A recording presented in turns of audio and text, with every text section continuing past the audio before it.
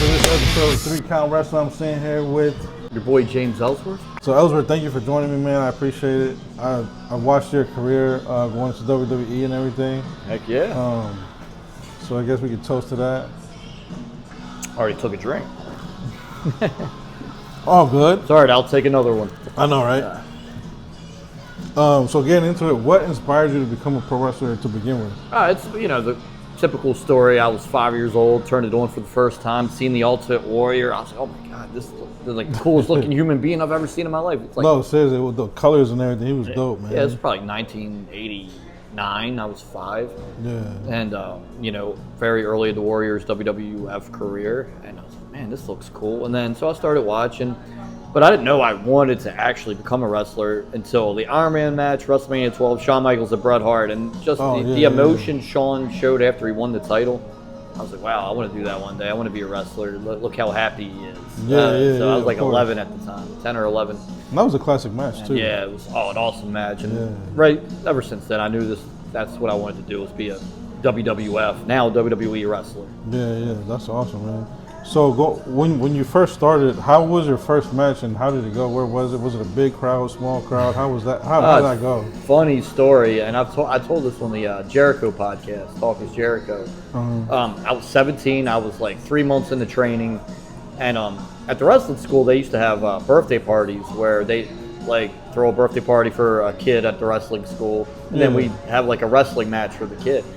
And shit! With the kid? No, for the kid. Oh, for the kids. So like, two wrestlers would get in there and have a match for the kid's birthday.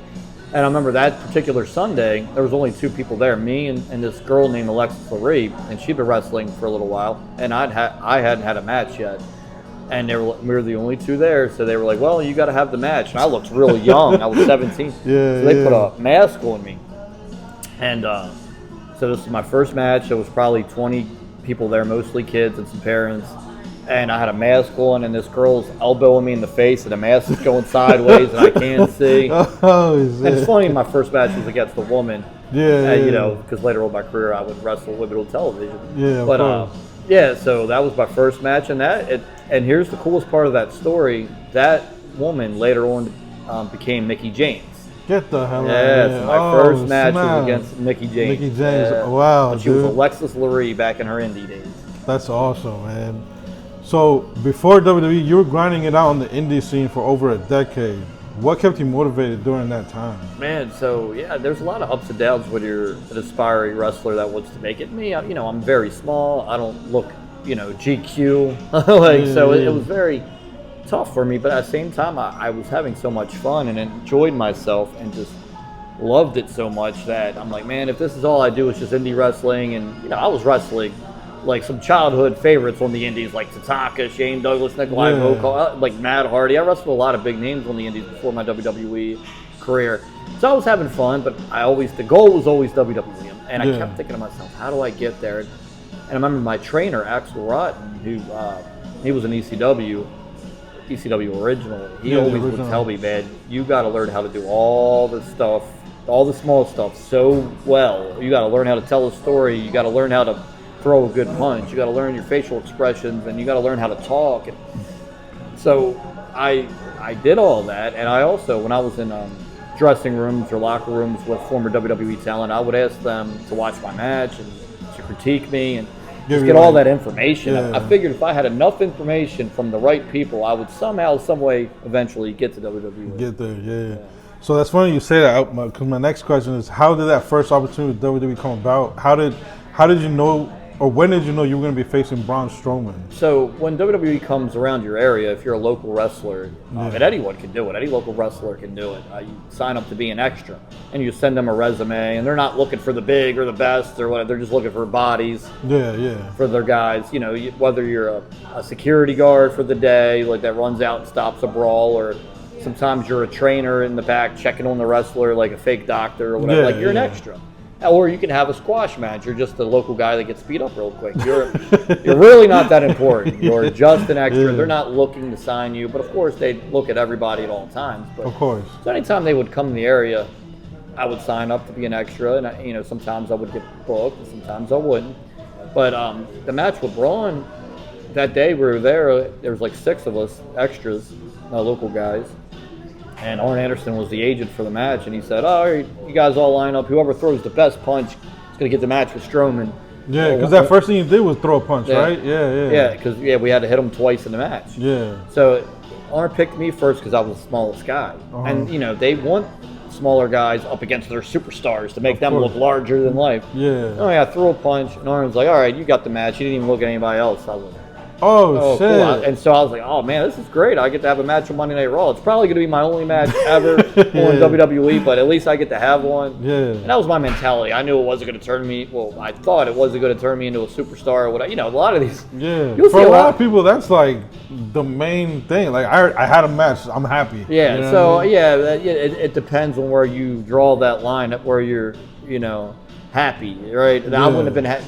I would have been happy that I got to do it, but that wouldn't have been my end-all, be-all. I wouldn't have, that would have been I wouldn't have been content. Yeah. A lot of people are content with just doing that, and they pretend like they were in WWE. Yeah, Because you had an enhancement enhancement talent match, you're not a part of their roster. You're not in storylines. You're not important. Yeah. So and I always knew that. But so I had the match, and 1, 2, 3, it's over. I'm like, man, like. What's I nice? feel like I did good, Yeah. I get to the back, and Arn Anderson's like, "Hey, man, you did a tremendous job." He goes, "Vince wants to see you." You sold that match really really good, man. I don't think I could ever do any better than I did that night in a match, ever, even though it was a 90-second match. But I did everything so well, and I've never done things that well ever again. But I knew. I thought to myself, if this is going to be my only WWE match, I want to look back on it and go, man, I did a good job. And you did. Good for me. Yeah, that was cool, man. Yeah, and got to the back. Vince wanted to see me, and I thought, let me. How was that interaction? Like, were you nervous going up to Vince? Oh yeah, because I thought he was going to kick me out of the building or what. And the reason being, because before the match, when you're enhancement talent, back in those days, I don't know how they do it now. You're not allowed to walk down the ramp. You have to walk around, like past the timekeeper, and come into the ring that way. You're not allowed. So anyway. The match before me, Sasha Banks had just won the women's title, and I was a big fan of hers. And I'm watching her hug Triple H and hug Stephanie McMahon in the gorilla position, and they're like, "Oh, you got to go, kid. You got to go." And I forgot to walk around. I walked down the ramp, and you're not supposed to. Oh shit! So I get in the ring, and the referee, he goes, "You weren't supposed to walk down the ramp." I'm like, "Shh." So I do the match. And when they said Vince wanted to see me, I was like, he's about to chew me down about walking down this ramp. Yeah, walking down the ramp. Yeah. So I took my time to go up to him. Yeah, I've never had a conversation up to this point with this man. I've never met him. I've passed him by in the hallway, but I've never met him. That's it, yeah. So I go up, I said, hey sir, you wanted to see me? He takes his headset off, stands up, he goes, "Great job. Your facial expressions were great. Your verbiage was great. Your selling was great." He goes, "I have no choice but to hire you. And I'll be in touch," and shakes my hand, puts his head back, set back on, sits down. And I'm standing there, like, I'm frozen. I'm like, Triple H walks up and, "Hey, man, he's not kidding. We'll be in touch." And Triple H shakes my hand. And I just leave Gorilla. Yeah. And, like, all the That's rest pretty of awesome as a fan to even, like, meet Vince McMahon and then you meet Triple H at the same time. That's crazy. Unbelievable, man. I've never seen anything like, even when I, was there afterward. Like, I've never seen something like this happen. It was the best moment of my life. So I get, man, I'm sitting down to cater it. I'm all beat up because he beat the crap out of me in the match. Everything he does hurts. I bet he's a huge dude. Yeah, he doesn't know his own strength. He's a great guy. Doesn't know his own strength. Well, at least he didn't back then. Maybe he got better. But so I get to the back. I'm sitting at catering. All the wrestlers come up to me and congratulate me. And I haven't told them anything yet. Yeah. So and then Mark Carano, who was head of talent relations back then, pulls me in the office. I had signed some paper saying, "Don't sign anywhere else because we're going to send you a contract. We just don't know what the contract's going to be yet." I'm like, nobody else is going to want me. And like Ring of Honor got a hold of me after that, tried to book me for a show. I wasn't allowed to do it. Like, all this crazy stuff was happening. And because you had that one match. Now everybody's trying to get at you. And I was like, so 6 weeks goes by, and I'm like, man, he must have forgot about me or whatever. Yeah. Vince calls me in 6 weeks himself. "Hey, pal, you ready to come to SmackDown?" Oh, I'm like, okay. And he flies me into California. And the first SmackDown I did was in Philadelphia, which is 2 hours from my house, so that wasn't bad. Yeah. And then after that, so you were in Baltimore at this time? Yeah. Oh, okay. And then after that, then he flew me to California for my second SmackDown. That was a month after the first SmackDown. Yeah. And then after that, I was like going every week for a couple of years. You know, And because you were signed what, 3-4 years? So I was there. It was weird, man. Like I had a weird deal, but I was there 2016, 17, and 18. Okay. So and I like in 2017 they let me go, but then they brought me back and continued my contract. It was weird. It's a very strange. When they brought you back, because that was a while ago. When they brought you back, were you still in the storyline?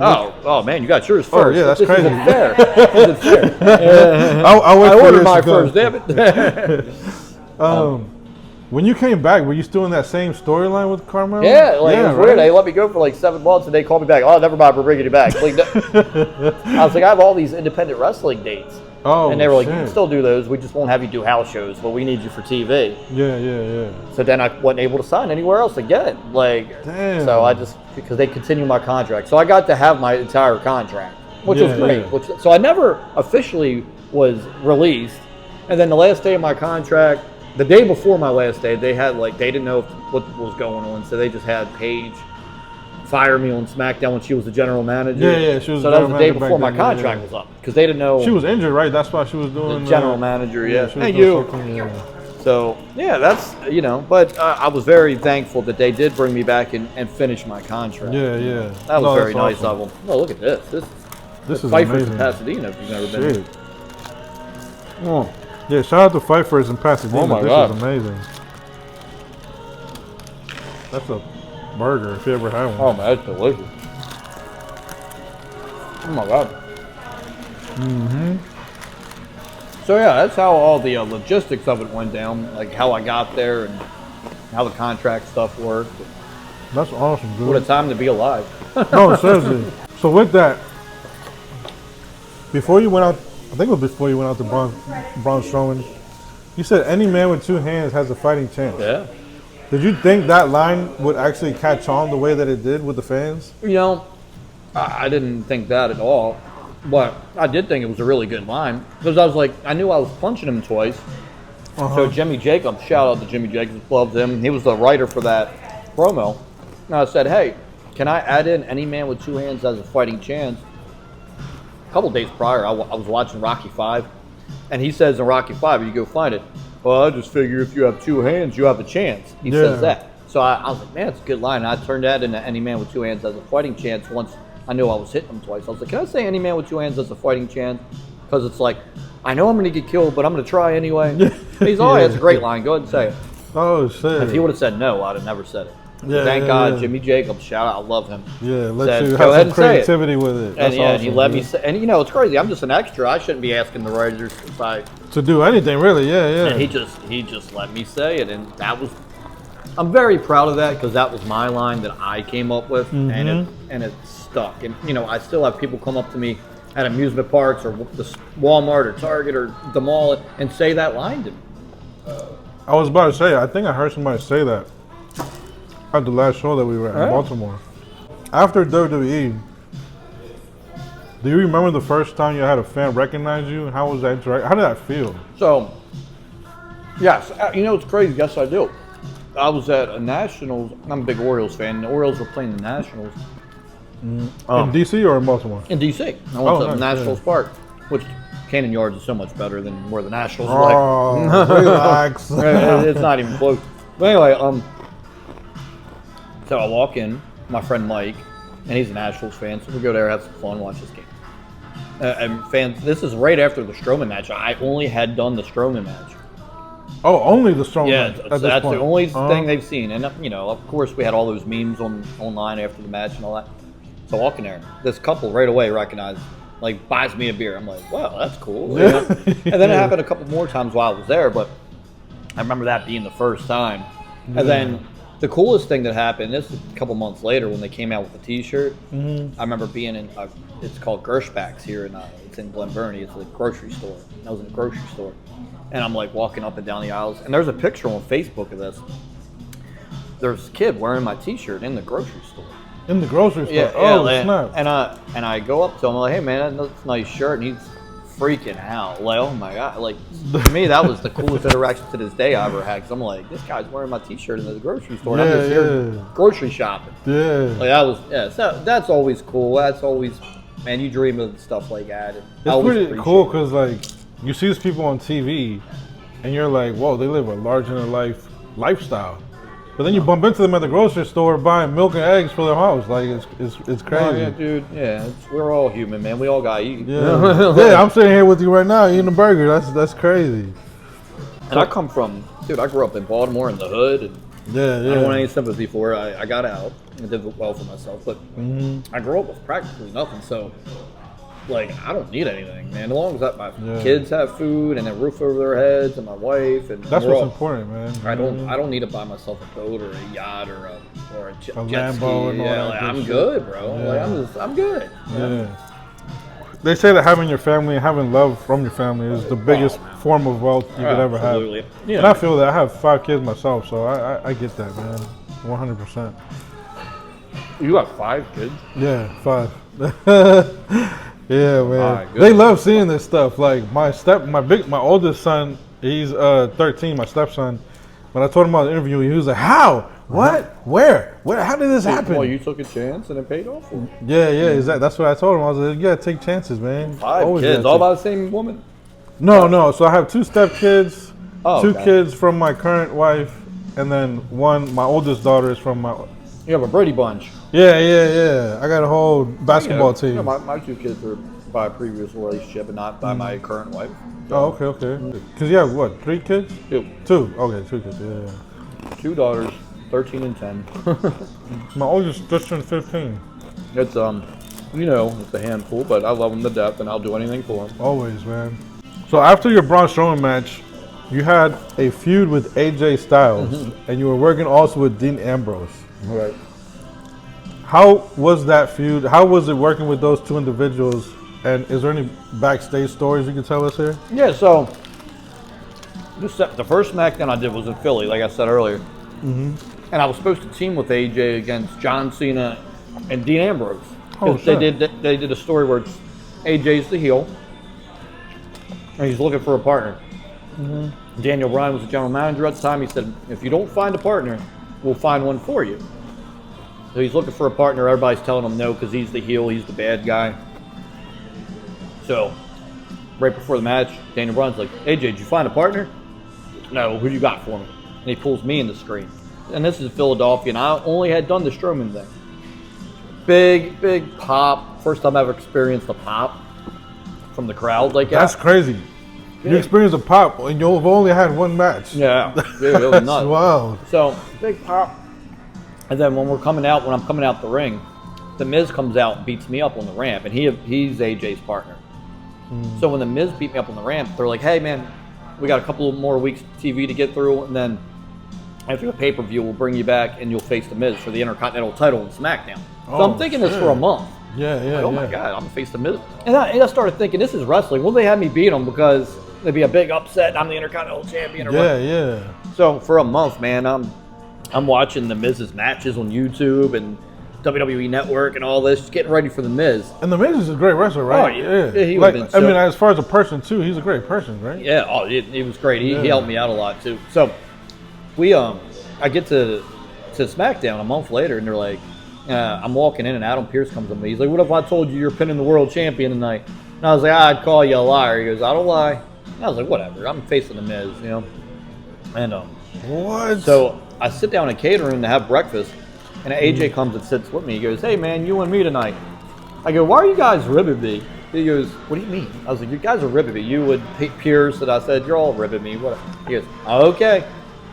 So I go around with, we call it the bowl, and go to the ring before, for rehearsal. Yeah. And Arn Anderson hands me the paperwork, and it's me versus AJ, and I saw Dean Ambrose was a special ref. I'm like, oh, they're not lying. And I am winning. Dean Ambrose is a special ref, so obviously he's gonna screw AJ. Yeah. I was like, holy crap! They're having me pin AJ Styles, who's the best wrestler in the world at this time, and he's the WWE champion, the phenomenal one. Yeah. So I got nervous, and I never get nervous because I love this. I love wrestling. It's so fun to me, and it comes so easy to me to be in front of a crowd. And Yeah. But I had so much respect for his ability. I'm like, I'm not in this guy's league. I'm not. Why are they doing this? I started questioning myself. Like, what are they doing? Yeah. I remember that match. I remember watching it. Real quick, did you guys rehearse that match, or did you call it while in the ring? No, we rehearsed it. Oh, you did rehearse. Okay.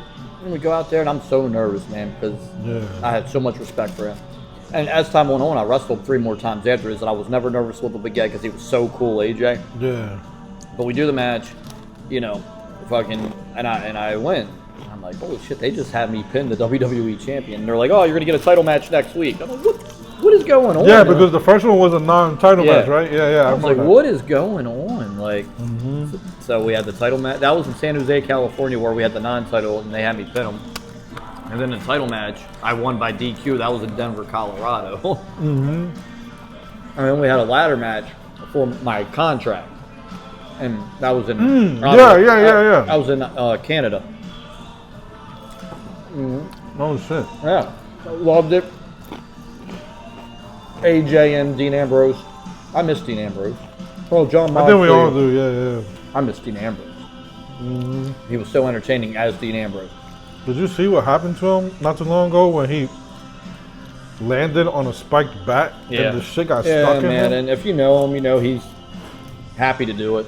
You think so? But I mean, he played it off very. I was like, it's not my cup of tea personally. Yeah. And there's people that do like that and like that gore and all. That's cool, but it's not for me. Nah. That's why I miss Dean Ambrose. I miss the lunatic fringe, and he's acting crazy and has the hair in his face. And now, when I saw that, I was legit worried for him. I was like, was that supposed to happen? But that's the beauty of wrestling, because you don't know what's supposed to happen, what's not supposed to happen. You know what I mean?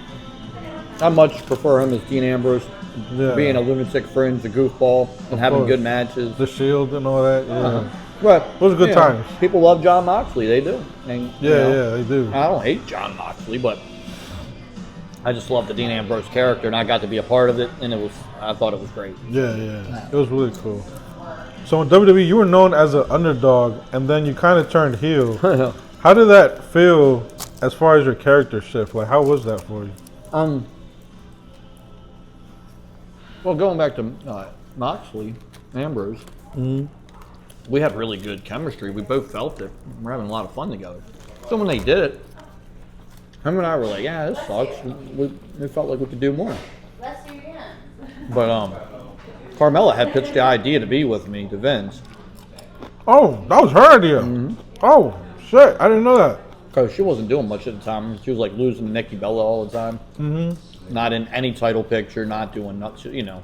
They brought her up to the main roster without Enzo and Kaz, who she had been with in NXT. She wasn't doing anything.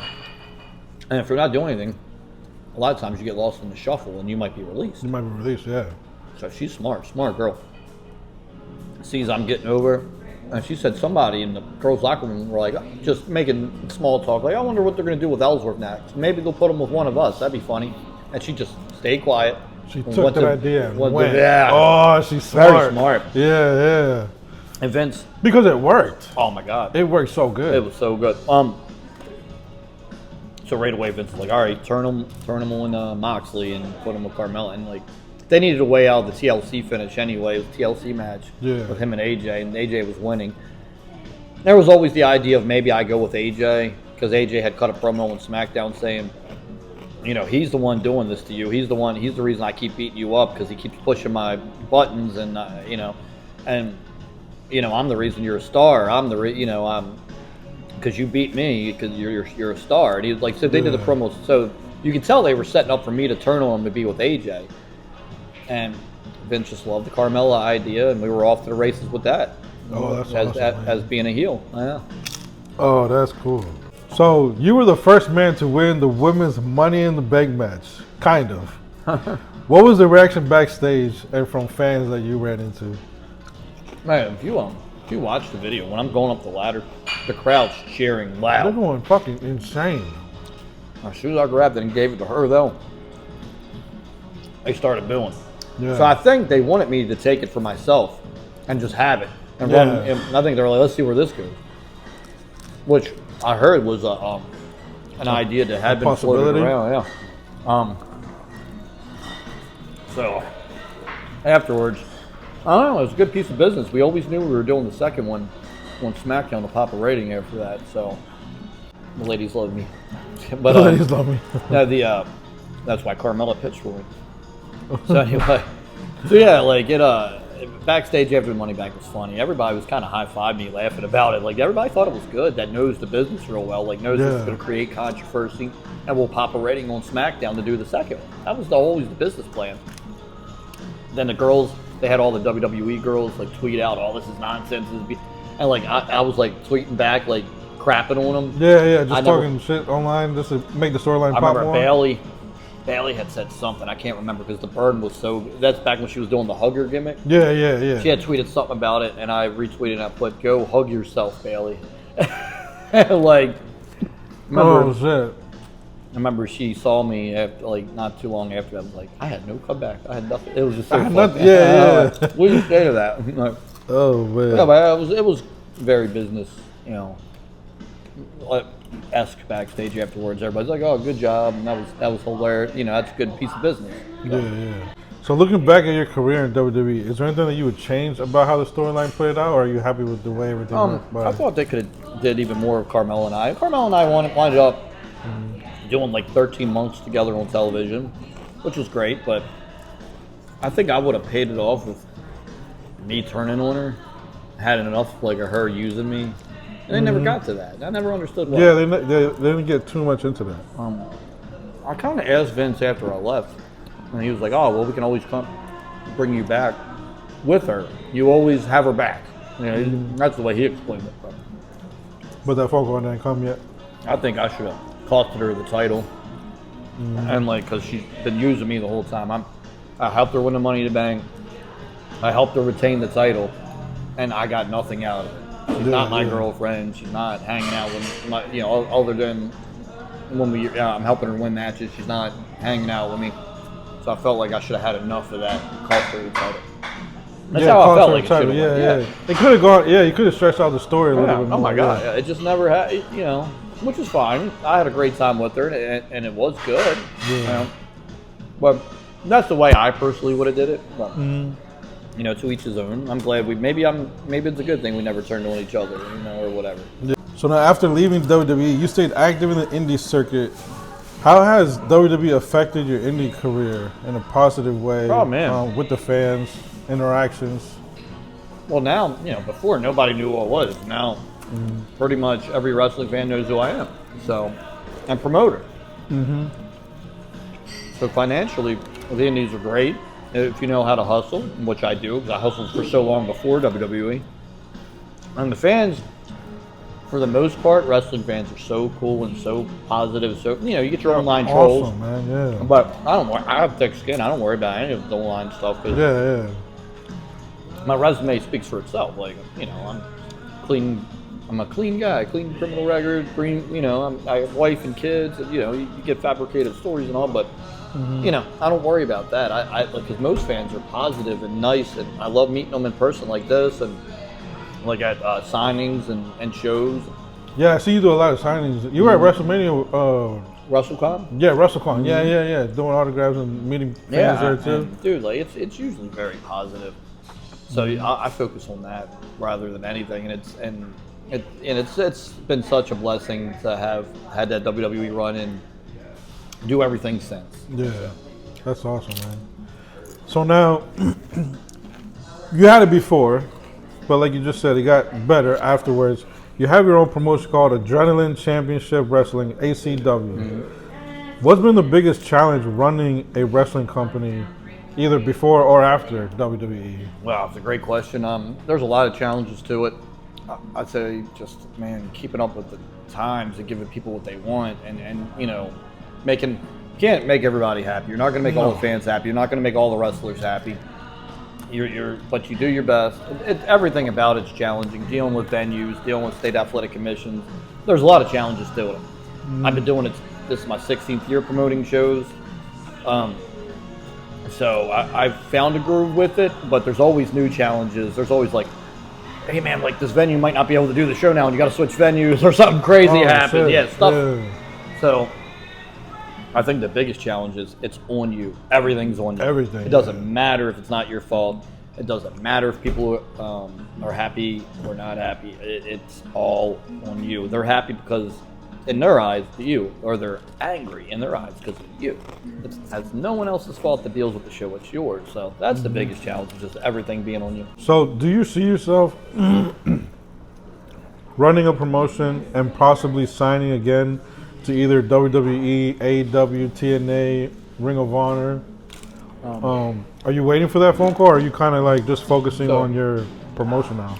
WWE is the reason why I got in this. It was always the dream, and even though I've already accomplished that and I've already been there, that's still my dream, man. As much time I can get there, the better in my eyes. So I think going forward, I'm forward at 40 years old. The stuff I did with Carmella, to being the heater, the manager, the mouthpiece, the corner person, I think I got a good look for that. I think that's my actual calling in wrestling, is to do that, and I think I can do that until I'm 70. So to answer your question, I hope WWE calls me back and I get to come back and be a manager for someone else, because I have the resume of it worked with Carmella. She got the Money in the Bank, which ultimately led for her to become a champion. So mission accomplished. I did my job to help her get to that level, and she, and that was her best run. Before I was with her, none of that happened, and then after I was with her, she never became women's champion again. She was tag champion and won the pre-show WrestleMania Battle Royal. She did some stuff because she's great, she's talented. But her best run was with me because we were a great team. Undeniably. Yeah, and and I think I can really do that with pretty much anybody. I believe in myself because being a manager, man, like, your job is to help get this talent over. It's not to get yourself over. I think a lot of managers, where they make mistakes, is they're talking about themselves or dressing the way they would dress. Like, look at Jimmy Hart, man. He would manage somebody, he would get their face spray painted on the back of his jacket. You're putting them over. The jean jacket, leather jacket, whatever it was. Your job is to help them progress. Of course. So I understand that. So whoever I'm with, like I was with Carmella, I started dressing like she dressed and talking like she talked, or acting, being like her, the guy that's supposed to advance her, build her up, and build her up, and that's what a manager's there for. And I understand that. I think that's why I'm good at it, and I hope to get another opportunity in WWE to do that with someone else. That's awesome. So you speak about managing. Have you ever met Paul? Did you meet Paul Heyman at any point? Have you talked to Paul Heyman? Yeah, I never really had a conversation. No, I've met him a few times, just in passing. I would love to have a conversation with him. He just seems like a fucking amazing manager. He's the best. He's one of the best talkers ever. Well, my manager, Mount Rushmore, was Paul Heyman, Jim Cornette, Bobby Heenan. Paul Heyman, Jim Cornette, Bobby Heenan, and Jimmy Hart. That's my manager, Mount Rushmore. That's awesome, dude. That's awesome. So now let's get into a little bit more personal stuff. What's the most misunderstood thing about James Ellsworth, the performer, versus James Morris, the person? Wow, that's a good question. I don't know. I feel like I'm out there being myself for the most part, but I think this goes with any wrestler or actor or actress or somebody in showbiz. I am not my character. Like, I am, like, if I'm a heel in wrestling, that's not really me. That's me being smirky and a character. And then the wrestler, James Ellsworth, the babyface, is a goofball clown, which I kind of am in real life. I mean, there's a lot of my real life persona in both, but, I'm not James Ellsworth, the character. I'm James Ellsworth Morris, the man who, has a wife and 2 kids, just a regular dude. That's I'm all. seeing that right now. Just eating a hamburger and some chips. Man. So what moment in WWE are you most proud of? I'm sure there's many. I think WrestleMania, I'm always going to be proud of being a part of that. You can't get on a bigger show than WrestleMania. But I think when I was in the ring with AJ, and the announcer was, it was actually Moxley was a special guest announcer, saying this match is for the world title, and the referee is raising the world title, and I'm looking across at the best wrestler in the world at the time, AJ Styles, and the crowd's chanting my name, and I'm in a WWE title match. I think that's where it really hit me. Like, wow, like, holy crap! This is like real. I'm in a WWE title match against the best wrestler in the world, and the crowd's chanting my name. Yep. Wow. You know what I mean? Like That's insane, dude. I'll never. I can't imagine. That's the dream come true for so many people. So that's where I finally felt it after months. I was like, I did it. Oh my God, I'm here. This is great. Like this is it. You know, It gets no bigger than that. So. Who is somebody backstage or in the ring who helped you tremendously in WWE? Bray Wyatt. Bray Wyatt? Yeah. No way. What? When I first got there, I was signed, you know, but I was still dressing with the extras. I was like, nobody's invited me in this locker room. I'm not going to go into that locker room until somebody invites me. I'm old school thinking like that. Yeah. And I'm walking in the building one day. I didn't even know that was a thing. So, like, the extras don't go into the main people. They don't. Oh, wow. No, I was still dressing with the extras, and which I didn't mind. I don't care. Like I said, I grew up in the hood, so I mean, accommodations, whether big or small, I'm used to. Yeah. You just gotta do what you gotta do, you know. And I'm walking in the building one day, and Bray's walking next to me. He's coming in the building at the same time. He goes, "How you doing, Ellsworth?" I was like, "I'm doing good, man. How about yourself?" And we started chit-chat. He goes, "Oh, by the way, no more of that extra talent locker room stuff. You're in with us." I'm like, "Okay." No, that was my invite. Shit, yeah. So I walked into the locker room with him, and he goes, and he just yells, "Hey, everyone, Ellsworth's with us. I'm sure nobody has a problem with it." Everybody was like, "Yeah, why hasn't he been in here?" Like, I was waiting on that. And then, man, like, if I had a promo I had to do on SmackDown, oftentimes I would go to Bray and hey, they want me to say this. Bray has some of the most special promos awesome. ever. What an outstanding character, and he was just as cool as a person as he was a character. I bet. Great guy. So I would go to him and ask him for advice on the promo, how I should say certain things. If I should switch some verbiage, what he thought like.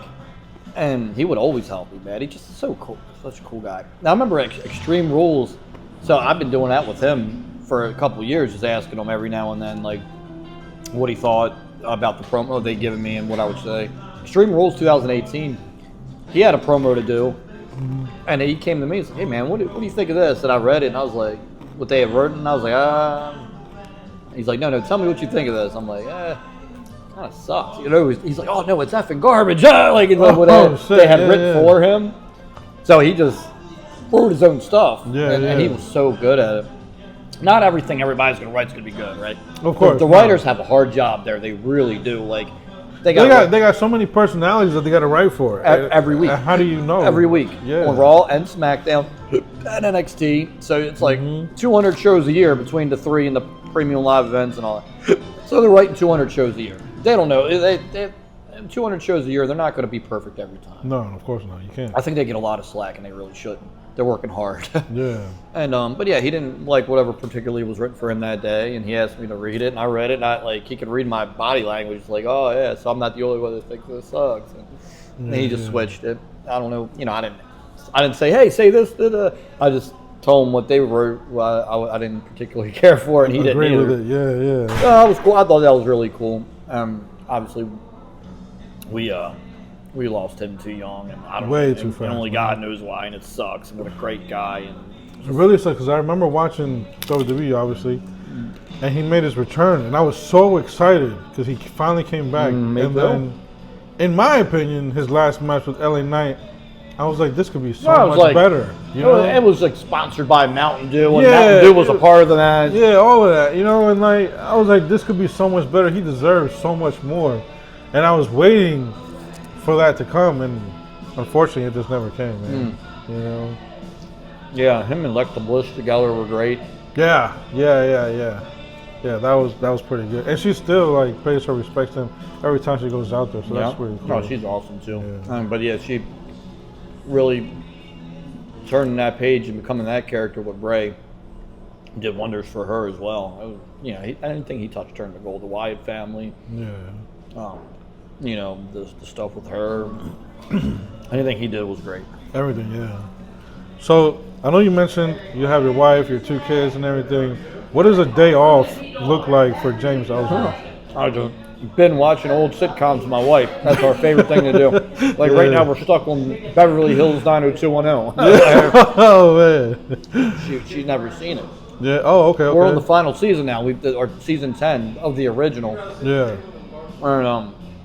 And so that's my favorite thing to do. Just chill with Just her. relax and do with that. her, spend time with the take my family. kids like to the movies. I just saw. Yeah. Took them to see the Stitch movie. Yeah, I saw on social media. I don't know if it was TikTok or Instagram, but you guys just went to Disney World or Disneyland. Disney World, yeah. Yeah. That was my kid's first time going. Oh, that was awesome. Just regular dude stuff. Yeah, yeah. Father just stuff. Father stuff. Yeah, there you go. There's John Moxley right there. Yeah. So yeah, just just regular very stuff. very basic. All at Disney World movies, sitcom. It's basic, bro. So, the last personal question. If you could say something to yourself 15 years ago from what you know now, All right. what would you tell yourself? Man, you're about to go on a wild ride. Enjoy it. Take it all in. Slow yourself down. Relax and just really, really enjoy it all. Which I did, but I didn't do enough, I felt like, while I was there. Like, just take a step back, breathe, and look at your surroundings and know you're blessed to be there. Yeah, of course. Yeah. But, it just never get upset with yourself over stuff you can't control. That's another thing I would tell myself 15 years ago, because there's a lot of that. There's stuff you cannot control that will get thrown at you, and it's beyond your control, and there's nothing you can do about it. But just relax and take it in. Say, be bulletproof. So. That's awesome, dude. If you had one more match in WWE, this would be your last match, maybe retire after that. Who would you want to face and why? I think it'd have to be AJ. AJ, he's about to retire, yeah. So he's talked about retirement coming up soon. For him, I'd love to have one more moment with him. That's good. Absolutely. Because I get a lot of indie bookings because I work with him. And I respect that, and I understand that, and I love to have one more moment with him. That's awesome, dude. That's pretty wholesome. If you could create your own faction with 3 wrestlers, past, present, whoever, who would you choose? Anybody. Wow. Yeah. No, that's a good one. Like a dream faction. Me, Spike Dudley, Mikey Whipwreck, and the 1, 2, 3 kids. Oh shit, the one. And just call us the overdogs, like the underdogs, but we're the overdogs. We're popular. We're getting pops. That's so funny you mentioned 1, 2, 3 kid. I actually am dying to hopefully one day interview X-Pac. When I was a child, he was my absolute favorite, man. And like the man. Yeah, dude, like I don't know how many in-school suspensions I've had because of him. I was just sucking we it. all did that. Man. I was a teenager when DX was going on in high school. I was like maybe 10 years old, man, just walking around school, just telling people to suck it. Yeah.